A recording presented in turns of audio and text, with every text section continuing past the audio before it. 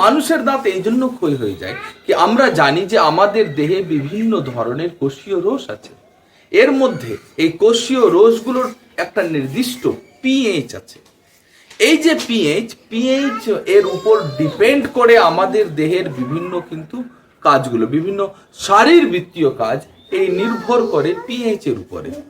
কোনো ক্ষেত্রে পিএইচ এর মান বেশি, কোনো ক্ষেত্রে পিএইচ এর মান কম। আমরা দেখব যে আমাদের যে লালারস আছে, এই লালারসের পিএইচ এর মান হচ্ছে প্রায় 6.02 থেকে শুরু করে 7.05 এর মধ্যে। কিন্তু কোনো কারণে এই পিএইচ এর মান ধরো 6.02 থেকে যদি কমে যায়, তাহলে আমরা জানি কি এর সাথে নিচে যত হবে তত অম্লত্ব বাড়বে। ঠিক ওইভাবে যখনই পিএইচ এর মান মানে আমাদের লালারসের পিএইচ এর মান 6.02 থেকে কমে যাবে, এর মানে কি আমাদের লালারসে অম্লত্বের পরিমাণ বেড়ে গেল, মানে আমাদের লালারস অম্ল হয়ে গেল।